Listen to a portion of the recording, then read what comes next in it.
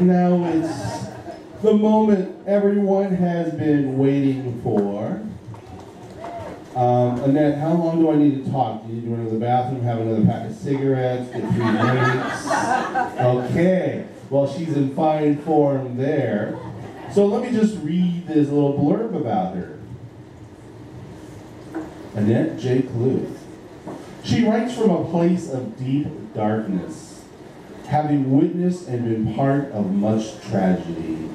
But her words are tempered with the fire of hope, the joy of embrace, the good moments that come her way, especially the release, music, and dancing to the hard beats of rock and roll have given her moments of blissful sanctuary. She has been part of the poetic community of 30 years, participating in groups from the legendary Red Sky Poetry Series, Blue Moon, Seattle Poetry Slam, to Everett Poetry Nite. She has rubbed shoulders and been influenced, at least that's what she's calling it, by such poets as Stephen Jesse Bernstein, Tara Hardy, there's that name again, Morris Stegosaurus, Kenny Finney Frock, lots of stories about those two, and Jack McCarthy, who's no longer with us. She is a poet who writes from her gut. Her words are raw, meaningful, and unguarded. She tells her tales, blemishes and all. And David wanted to let me, pass on to everyone that tonight she's wearing an otter shell. Welcome, Annette.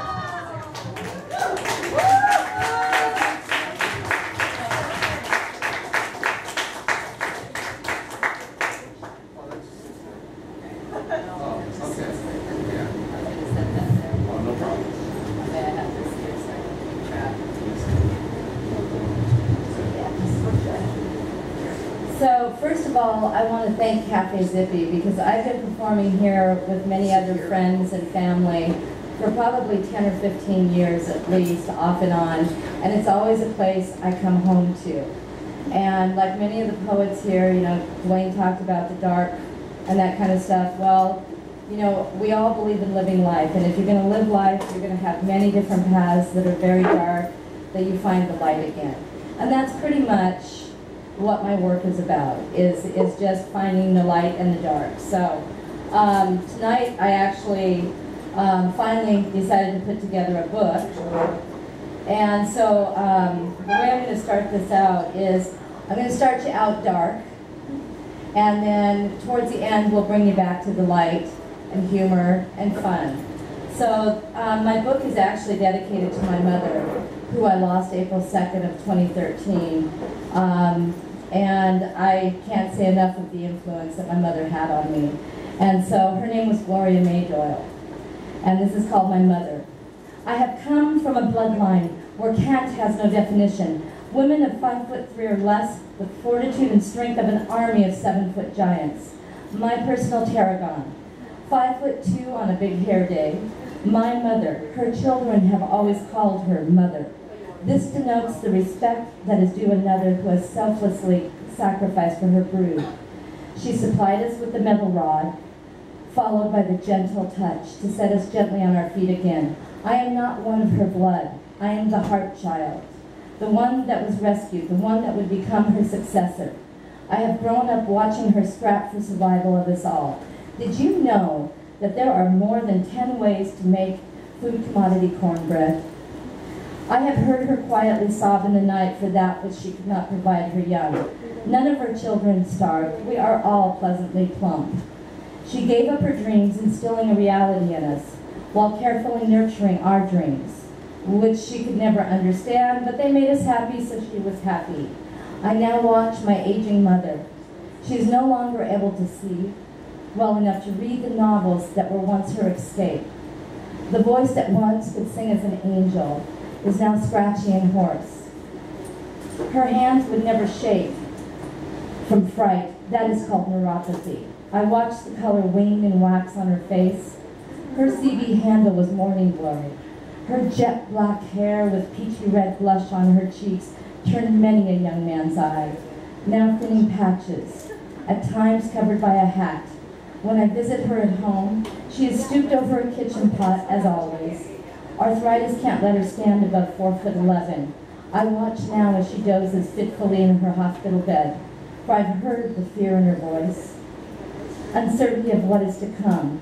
She knows my heart child awaits her with open arms for his ground. We have short chats about her wishes, stopping for the tears in my eyes.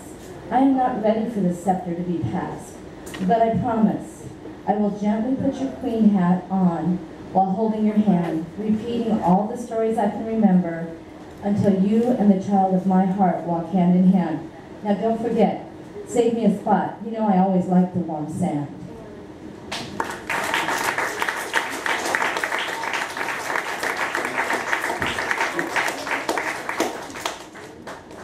And staying, at first the theme will be pretty much some of the dark but not so dark of my family.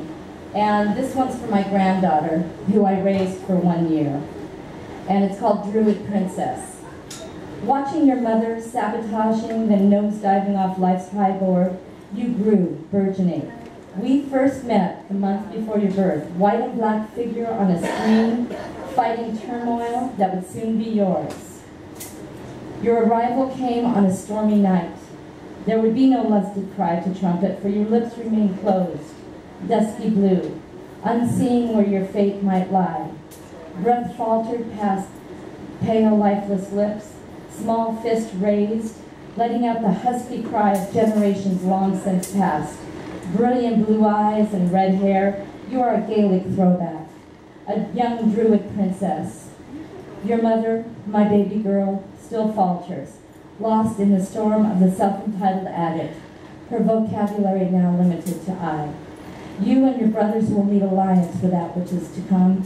Young one, hold out your horn, for I shall fit it with the wisdom of one fighting the battle for much longer. Alliance in the magic of generations. Grandma.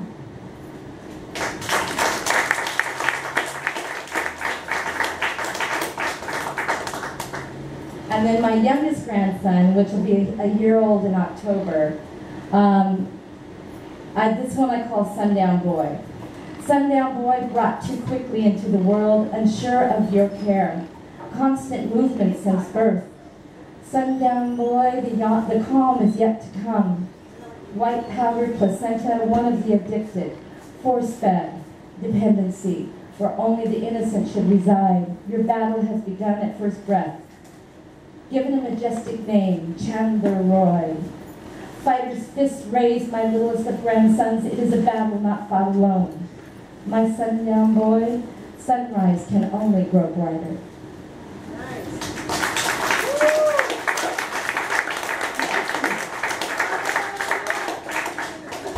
And then I carry a tattoo on my arm that says May, M-A-E, which was my mother's middle name and is my granddaughter's middle name. And when I got that tattoo, this is the story of when I got that tattoo. So it's about my getting this tattoo. And it's called My May Day. Inhale, exhale, slow, relax. Buzzing of the ink gun hums in my ear. Alternative rock filters through the air. I lie back, turning my head away. I see you standing, smiling, shaking your head. Mother, this pain has no comparison to the loss of you in my world. The pain others have inflicted, ripping heart and soul, I am dying. I now take control. The pain is at my hand. Instead of the others, I bear the name proudly of the two women I hold dearest. Blood drips from the inker's needle as regrets of the love lost in my life. Am I too lost to be found? I stand in the field. Lightning and thunder fill the skies. I stand with my arms raised, yelling, damn you. Just one heated stroke and it will be done. The pain. As I plead, the color of your name rises as a beacon. Hushed tones. Not yet, my young one.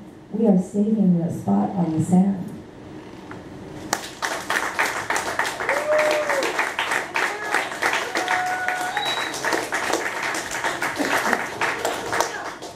And then the last, I call it my last sad kind of family piece, if I can find it here real quick. I actually have these somewhat organized, but obviously I have lost a little bit of the organization here.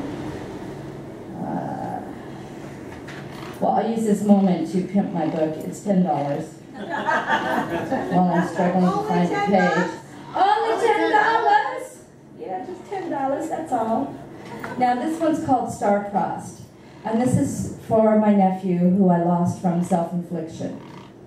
And he was my heart child, and he passed on February 26, 2002. Star-crossed boy, it has been too many years since your return to the galaxy beyond. I have watched the daughter you never held grow to be strong, an earth child centered and grounded. Your smiling your sardonic smile adorns my living room. Never forgotten. But thankfully, the grief of your loss no longer fits as a bag over my head, suffocating. The anniversary approaches. My 8mm mind slowly unwinds, replaying visions, praying to never forget that beautiful melody of your auntie. Love and laughter played loudly when we were together, for none would separate us long. As your life approached the time of departure, there was always time for one more refrain. Auntie, I love you. Picking me up for a hug rather than the other way around, he was rather large. Star-crossed boy, I watch each night, waiting for the star, listening for the whispered auntie. Woo!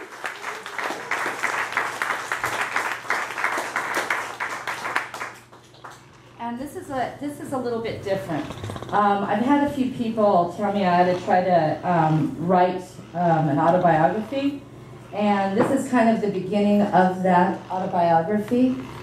And so this is kind of chapter 1, and it just kind of tells a little bit about my growing up, only to about the age of 5. So chapter 1. I was born a poor little white girl, one of too many. Our family's crests were painted with the blood of abused young. Searching for the warm, loving hand, only to find the hammer of Thor, crushing and grinding bones of innocence. While others would learn to coo, roll over, I was learning to cringe, cutting my teeth on the fight or flight response long before malnourished limbs would crawl upstairs. Survival of the fittest never applying in my world. You had to know when to cut the belt that would beat you. Finding safety never in numbers but in stealth. Learning before the age of 4 how not to be seen. Bright eyes remain lowered so as not to blind the troll behind the door. Clinging to my baby Belle as my little Glenda from next door would lead me to the safety of her Falcor's den, snuggle in the warmth of white fur. I would sleep that never-ending tale. There would come a day when all the little Annies of Not So Sunny Gwen would chant, "The witch is dead, the witch is dead." Woo!